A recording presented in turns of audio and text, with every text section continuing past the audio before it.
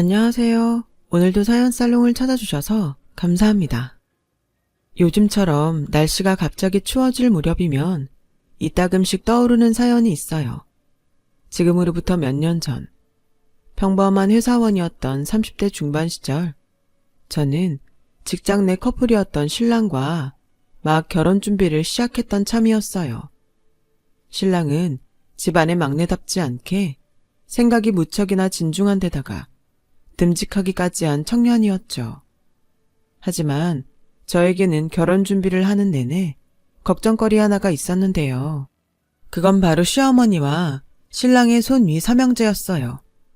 그리고 가난한 시어머니는 심한 생활고를 겪고 있는 반면에 잘난 삼형제는 상류층의 삶을 영위하고 있는 다소 묘한 시댁의 분위기였어요. 먼저 첫 번째 걱정에 대해서 얘기하자면 시어머니는 삼형제에게는 비싼 과외니 학원이니 뒷바라지하고 잘 가르쳐서 명문대까지 떡하니 졸업시켜 놓았으면서도 어쩌면 가장 마음 쓰일 늦둥이인 막내 신랑에게는 학원은커녕 대학 등록금 한 푼 지원해주지 않았다는 거예요. 그런 차별 대우 속에서도 신랑은 혼자 죽어라 공부한 끝에 명문대인 에스테에 당당히 합격했지만 결국 등록금 문제로 인해 전액 장학금이 지원되는 대학을 선택해야만 했고요. 그래서 저희 첫 번째 걱정은 시어머니가 자식 차별하는 어머니가 아닐까 하는 것이었어요. 다음으로 시형제들도 걱정이기는 마찬가지였죠. 사실 오히려 이쪽이 더 복잡한 문제였어요. 시어머니의 뒷바라지 덕분에 S대를 졸업한 시형제들은 소위 사자 직업을 한 자리씩 꿰찬 사람들이었는데요.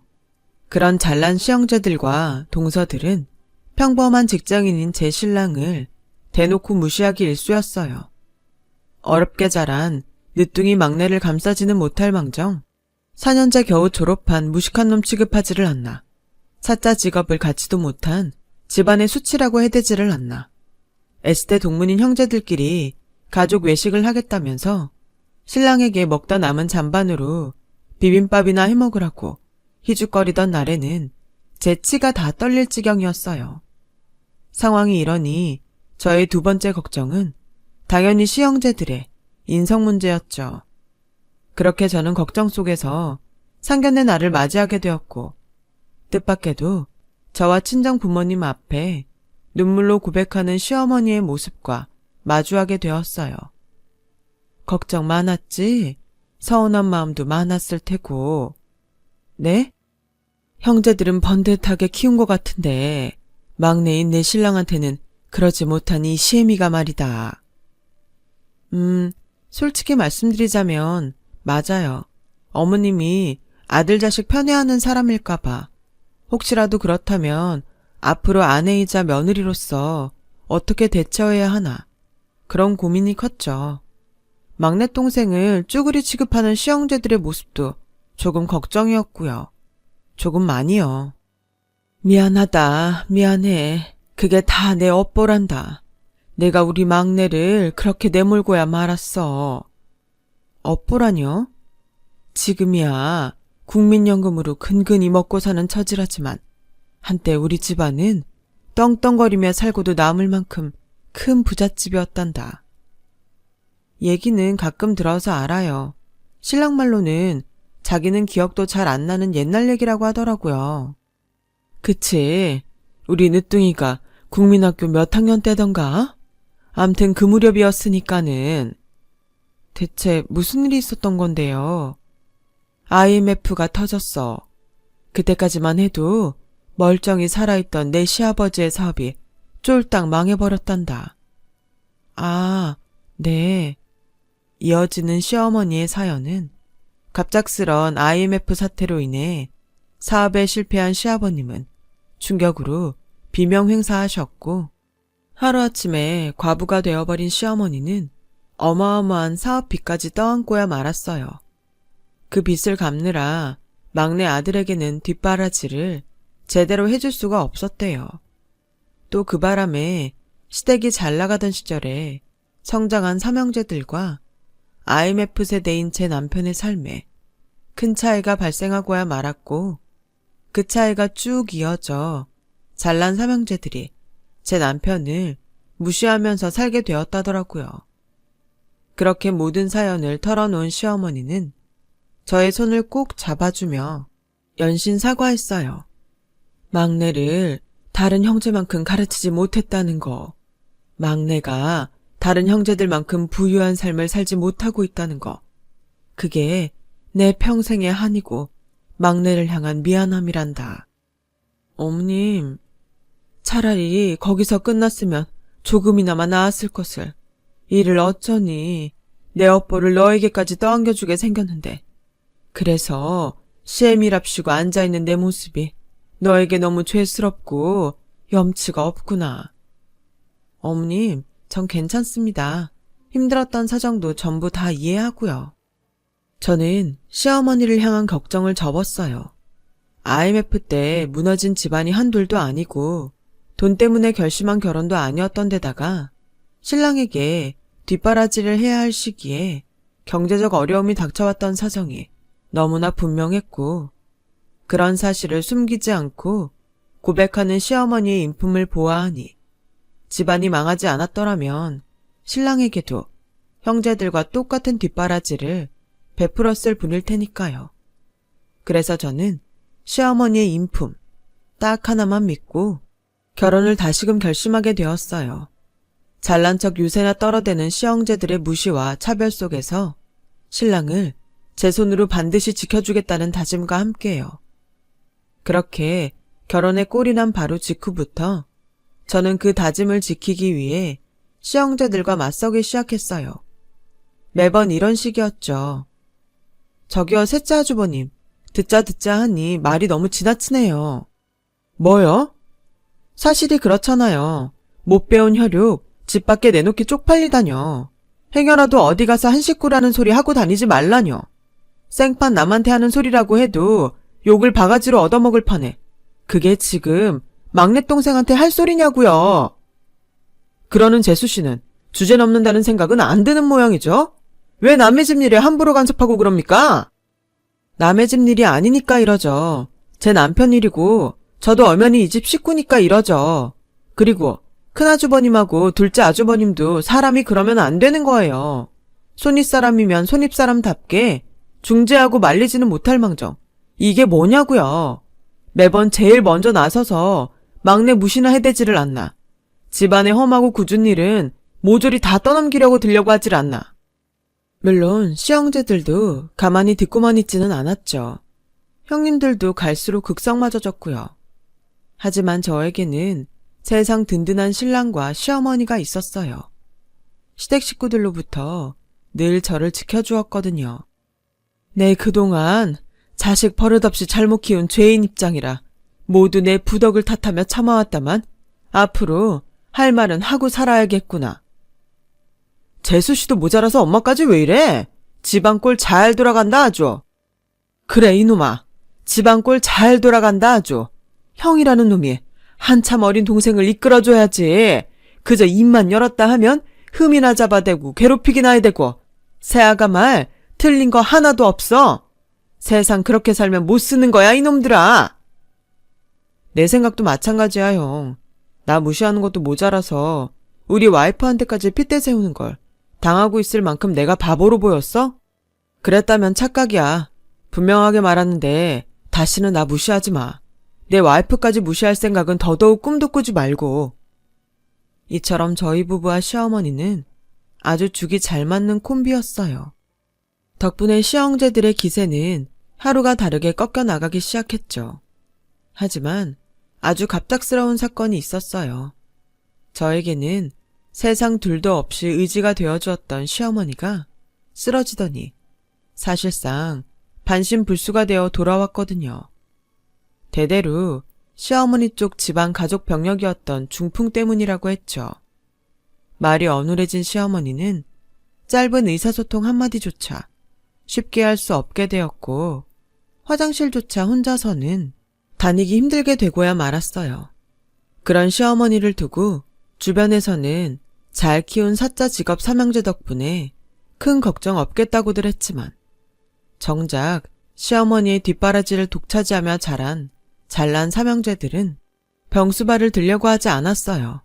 심지어 자기들끼리 떠들어댄다는 말이 글쎄. 에이씨, 이럴 줄 알았으면 엄마 정정할 때 치료비라도 얼마 받아놓을 걸 그랬어. 왜, 네가 엄마 병수발이라도 들게? 집안 말아먹은 노친네 돈이 있어봤자 뭐 얼마나 있다고. 작은 형은 무슨 말을 그렇게 험하게 해? 병수발이라니. 당장 내 코가 석잔데. 작은 형이랑 큰 형도 뭐 그닥 안심할 입장은 아니거든? 중풍이 엄마 쪽 집안 병력이면 급히 물려받은 우리도 위험하다는 얘기잖아. 그게 그렇게 되나? 암튼 놓치네. 이래저래 자식들 발목이나 잡아대고 말이야. 이런 대화를 듣고 있자니 저희 부부는 그야말로 속이 썩어 문드러질 지경이었죠. 저희는 가만히 듣고만 있었냐고요? 물론 핏대를 세워가며 따졌죠. 저희 부부가 목이 다 쉬어버릴 만큼 따진 덕분에 시어머니의 병수발을 위한 대책 마련을 시작할 수가 있었어요. 시형제들은 그나마 핏줄이랍시고 시어머니를 요양원에 보내자는 얘기를 마지못해 꺼냈고요. 물론 당연히 동의할 수 없는 제안이었죠. 요양원 얘기 자체만으로도 못마땅한데 시형제들이 지들 멋대로 알아보기 시작한 요양원은 최대한 값싼 요양원이었거든요. 설상가상 이번에는 형님들이 들고 일어났어요. 세상이 뒤집혀도 시어머니를 자기들 집에는 모실 수 없다고 결사 반대하는 주제에 요양원 비용을 형제들끼리 나누어 내는 것조차 아깝다면서요. 저는 결국 참다 또 한 번 폭발하고야 말았죠. 아주버님들, 그리고 형님들, 당신들이 지금 제정신입니까? 재수씨는 매번 선을 너무 넘어. 그 세대들은 성격이 다 그 모양인가? 글쎄요, 선을 넘는 건 당신들이죠. 당신들이 자식이라면, 당신들도 사람이라면 인간의 탈을 뒤집어 쓴 입에서 싸구려 요양원이니 그 비용마저도 아깝다느니 하는 얘기들은 나올 수가 없을 테니까. 이봐요, 재수씨. 우리 어머님이 왜 요양원에 들어가셔야 하는데 장성한 자식 넷이나 멀쩡히 두고 왜? 뭘 모르면 그냥 잠자코 우리가 하자는 대로 하기나 해요. 아닌 말로다가 엄마 최대한 값싸게 모실 수 있으면 두루두루 좋은 거 아뇨. 오히려 없이 사는 재수씨네 입장에서야 제일 이득일 거고. 그렇게는 못하겠는데요. 못하겠다면 직접 병수발 드시게? 그럴 능력이나 있나 몰라? 그렇게 잘 배우고 잘났다는 양반이 의외로 무식한 구석이 있네요. 하긴 맨날 이런 식이었지. 뭐? 무식? 잘 들어요. 아픈 부모 모시는데 제일 필요한 건 정성이야. 사랑이고 마음이야. 그래서 우리 어머님은 내가 모십니다. 배응망덕한 당신들 대신에. 그렇게 호언장담하며 돌아섰지만 시형제들은 반신반의하는 눈치였어요. 그럴만도 했던 것이 맞벌이 부부인 저희 입장에서는 몸조차 제대로 가누지 못하는 시어머니를 24시간 케어하기는 어려운 상황이었으니까요. 저는 흔쾌히 사직서를 내면서까지 신혼집으로 시어머니를 모셔왔어요. 시어머니가 행여라도 저에게 작은 미안함이라도 품지 않도록 거짓말도 쳐가면서요. 어머님 때문 아니에요. 정말 저희 결혼한 지 벌써 꽤 됐는데 아직 아이가 없어서 사직서 낸 거예요. 여유를 가지고 몸 관리도 해가면서 임신 준비도 하고 육아 공부도 하고 뭐 그럴 겸 해서요. 그러니까 절대 미안하지 마세요. 아셨죠? 그럼에도 어머님이 중풍으로 인해 삐뚤빼뚤한 글씨로 고맙다. 언젠가는 복으로 돌아올 일 있을 거야. 하는 편지를 적어 저희 부부에게 건넬 때면 저는 늘 한결같이 대답했어요. 저희가 어머님 자식이잖아요. 아들이고 딸이잖아요. 어머님이 신랑을 낳아준 것만으로도 충분히 복받았어요. 진심으로.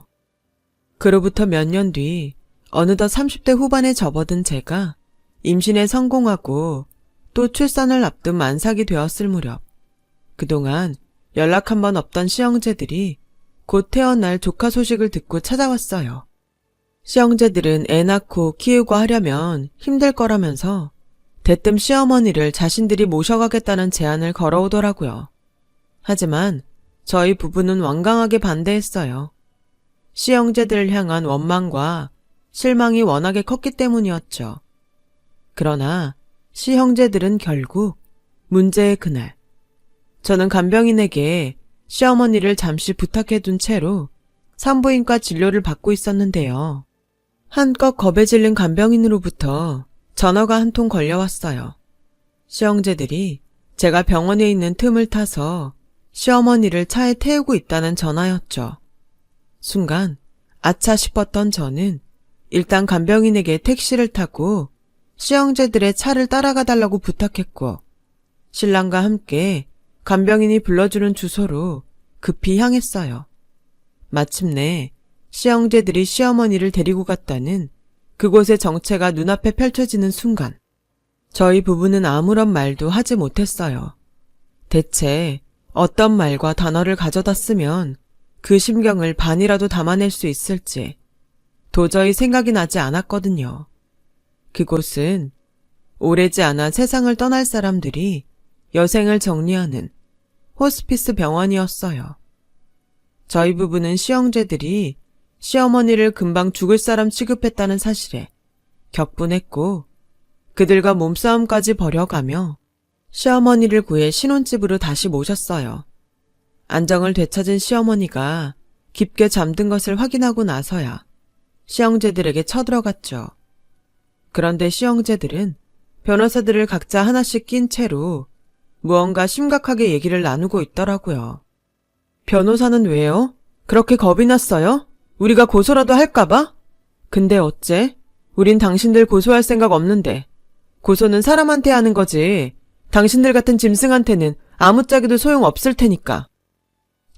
못 배운 티 그만 내고 이리 와서 좀 앉죠. 나중에 서운하다는 소리 안 하려면.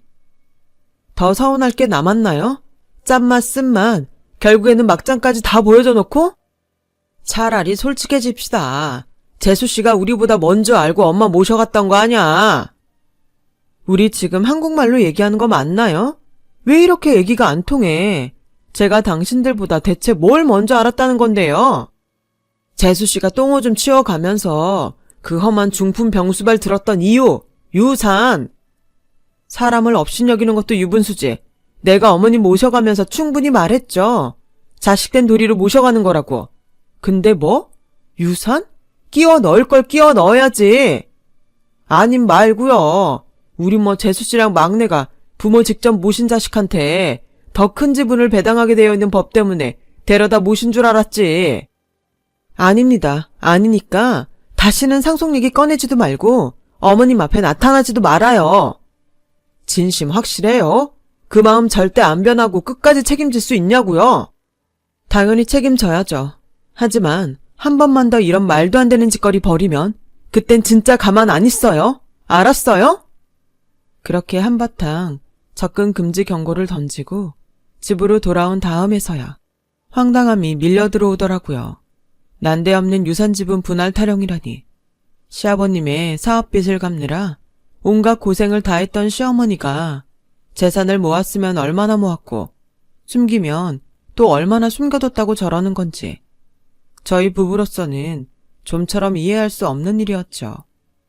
그런 와중에 다행이었던 건 경고가 제대로 먹혀든 모양이라는 점이었어요. 시형제들이 한동안 잠잠했거든요. 그해 겨울 만삭이던 제가 아들을 낳던 날 사랑스러운 손주의 새끼손가락을 조심조심 맞잡으며 첫인사를 나눈 시어머니는 숨을 거두었어요. 저희 부부와 손주가 지켜보는 가운데 아주 평온한 미소로요. 그런데 시어머니가 위독하다는 소식을 아무리 전해봤자 코빼기 한 번을 비추질 않던 시형제들이 장례식장이 다 차려지고 나서야 뻔뻔한 얼굴을 들이밀며 나타났어요. 그것도 각자 변호사 한 사람씩을 또 옆에 낀 채로 말이에요. 그런 시형제들은 명색이 상주라는 작자들이 장례를 모시기는커녕 밤낮으로 유산 지분 싸움만 벌여댔어요. 조문객들이 자신들을 향해 호로자식이라며 혀를 끌끌 차거나 말거나 싸움은 그치질 않았죠. 당연히 시어머니의 마지막 떠나는 자리를 정성껏 지키는 상주는 저와 신랑밖에는 없었고, 장례식 내내 꼴불견 시형제들을 꾹꾹 참아왔던 저희 부부는 발인을 마치고 나서야 길을 나섰어요. 아무런 영문도 모르는 시형제들을 이끌며 시어머니의 유언을 집행하기 위해서요. 저희 부부가 형제들을 이끌고 도착한 곳은 어느 은행의 금고였고, 저는 시어머니가 임종 직전에 남긴 마지막 말을 모두에게 전했어요. 내 평생 못다 갚은 빚이 아직 많이 남아있단다. 그 빚을 청산하는 것이 내 마지막 소원이니 너희 막내 내외가 마무리를 지어주렴. 빚이요? 재산이 아니라? 네, 분명 빚이라고 하셨어요. 뭐 헷갈린 건 아니고요. 받을 돈이 있다는 말을 잘못 이해했다던가. 못다 갚은 빚이라고요. 갚지 못한 빚, 부채, 채무. 그러자 시형제들은 들었던 거랑은 얘기가 다르지 않냐며 저들끼리 싸워대기 시작했어요. 아무래도 무언가를 미리 알고 있었으며 큰 기대를 품은 채로 은행 금고까지 따라왔다는 눈치였죠. 저는 아무 관심 없었어요. 머릿속에 딱 한 가지 생각만 가득했거든요. 제가 어머님이 남긴 빚 전부 세상 딱 하나 남은 자식인 저랑 신랑이 갚아 나가겠다고요. 왜 그렇게까지? 그렇게 해드려야 이 한많은 세상에 작은 미련이나마 남아있지 않도록 전부 지워드려야 어머님 가시는 길이 마음 편한 꽃길이 될 수 있을 테니까요. 얼마나 큰 빚인 줄 알고요. 아직 금고는 열어보지도 않았잖아요. 상관없어요. 저는 어머님 믿습니다.